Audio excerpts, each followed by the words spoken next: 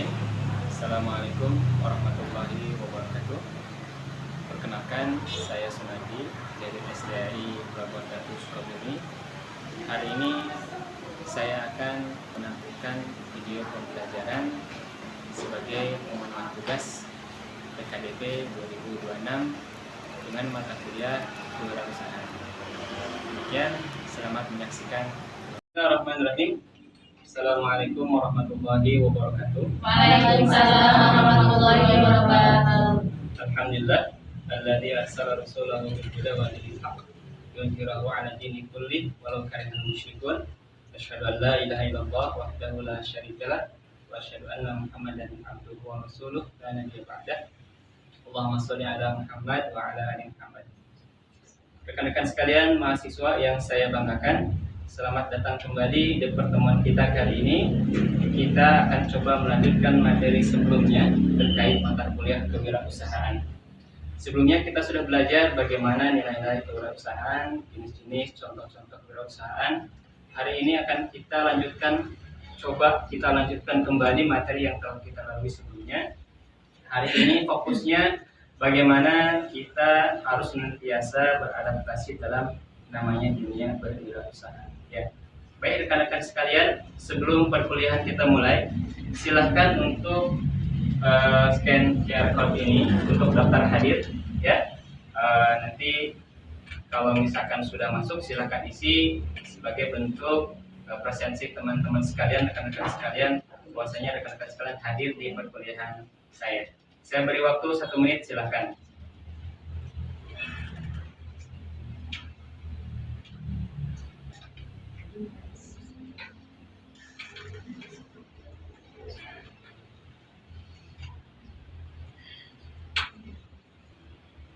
Ya, sambil menunggu teman-teman sekalian untuk masuk ke QR code kehadiran, kita akan sedikit menyinggung materi sebelumnya, ya, terkait bagaimana kita sebagai seorang calon wirausahawan. Di sini saya tanya, siapa yang mau jadi wirausahawan? Angkat tangan. Semuanya? Iya. Semuanya mau jadi wirausahawan? Kira-kira biar apa jadi wirausahawan? Saya punya penghasilan sendiri. Biar punya penghasilan sendiri. Bagus. Biar cepat kaya barangkali? Iya, juga. Baik. Betul sekali ya rekan-rekan sekalian. Salah satu tujuan kita untuk menjadi seorang wirausahawan adalah agar mendapatkan penghasilan, betul. Karena bagaimanapun kita berwirausaha untuk dapat, kalau bahasa sekarang, cuan. Ya. Bukan ingin dapat capainya aja, kerja bakti. Jadi kita berbisnis, berwirausaha tidak hanya dapat capainya saja, tapi dapat hasil yang berupa uang, cuan, syukur-syukur dolar gitu kan. Ya. Baik, ini sudah masuk semua? Sudah. Baik. Sekarang kita coba masuk ke materi ya. Baik. Ini saya sudah coba bikin polling untuk teman-teman sekalian. Bisa di-scan juga ini ya. Bisa diisi oleh teman-teman sekalian, rekan-rekan sekalian. Coba boleh di-scan lagi kalau tadi daftar kehadiran. Kalau ini polling. Kira-kira apa yang ada di pikiran rekan-rekan sekalian terkait kewirausahaan? Bisa diisi ya. Bisa diisi.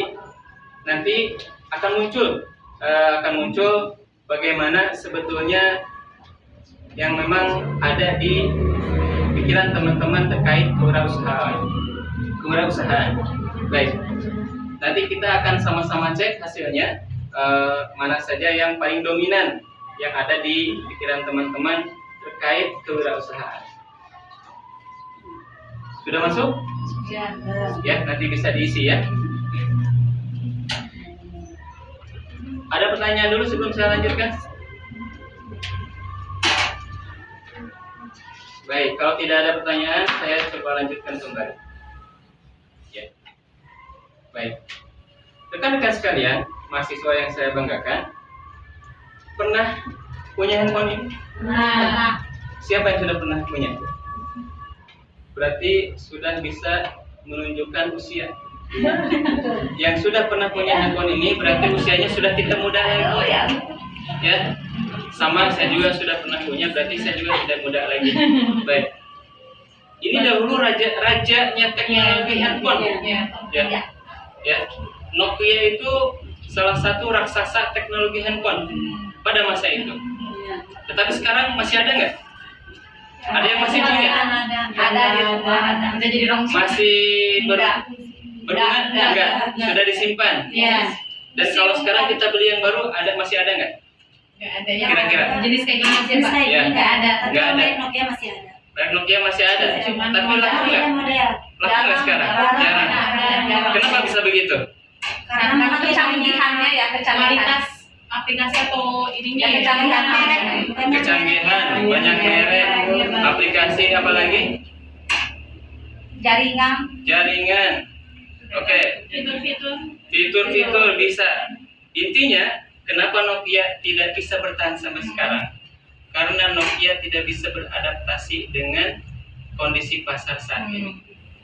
Ya, dulu mereka dengan bangganya mereka bisa memimpin pasar handphone, dan mereka tidak mau melihat, mengidentifikasi, beradaptasi dengan kemauan pasar. Mereka kekeh dengan teknologinya. Akhirnya sekarang ketika Android datang, mereka bangkrut, hancur, kalah bersaing. Betul ya. Itulah salah satu bentuk pelajaran bagaimana kita kalau berwirausaha harus senantiasa beradaptasi, memperhatikan pasar, memperhatikan market, memperhatikan bagaimana konsumen inginnya apa, gitu ya. Ini salah satu contoh konkret bagaimana perusahaan besar sekalipun kalau dia tidak bisa beradaptasi maka ujung-ujungnya bangkrut. Begitu. Sampai sini ada pertanyaan dulu. Ada Pak. Ya baik, silakan. Dari tadi yang Bapak paparkan, yang ingin saya tanyakan, bagaimana Pak caranya menghadapi persaingan pasar agar produk kita itu tetap ramai dan tetap maju? Baik, sebelum saya jawab, ada yang mau bantu jawab? Silakan. Mungkin harus lebih kreatif lagi ya, berinovasi lagi dan menyesuaikan dengan situasi dan kondisi yang dibutuhkan oleh konsumen supaya daya tarik lebih meningkat. Baik, terima kasih banyak atas pertanyaan dan jawabannya. Baik, saya coba tambahkan ya. Pertanyaan dan jawabannya sudah sangat bagus sekali, terima kasih. Intinya begini, rekan-rekan sekalian. Kalau misalkan kita ingin mendapatkan persaingan pasar, ada beberapa variabel yang harus kita perhatikan. Di antaranya, pertama, tentu saja produk kita harus inovatif. Ya, inovatif di sini salah satunya bisa beradaptasi dengan market, dengan pasar. Ya. Bagaimana keinginan pasar, bagaimana kemajuan teknologi di pasar, maka kita harus beradaptasi, namanya adaptif. Kemudian yang kedua, bagaimana kita memberikan pelayanan kepada pelanggan dengan pelayanan yang excellent, pelayanan yang sangat baik, sehingga ketika pelanggan menjadi konsumen kita, dia akan terus menjadi konsumen yang loyal. Tidak hanya sekali beli, kalau dia kecewa maka tidak akan beli lagi. Bahkan kalau dia kecewa, nanti ke depan dia akan berikan testimoni negatif kepada orang lain sehingga orang itu pun nggak beli. Begitu. Apa tadi? Pertama adaptasi, yang kedua pelayanan, ketiga barangkali tadi saya sudah singgung inovasi, ya. Yang ketiga kita senantiasa berusaha untuk memperbaiki produk yang kita miliki. Ya. Kalau seandainya ada masukan dari konsumen masuk ke kita, jangan langsung ditolak. Terima dulu, kemudian kita olah. Bisa nggak kita perbaiki? Kalau memang datangnya kekurangan tersebut dari kita, maka kita harus perbaiki. Tapi kalau memang datangnya dari eksternal, maka itu lain cerita lagi. Begitu ya? Begitulah kurang lebih begitu. Terima kasih. Selanjutnya, ini diantara karakter seorang wirausahawan. Ya, seorang wirausahawan tadi sudah kita singgung, harus adaptif.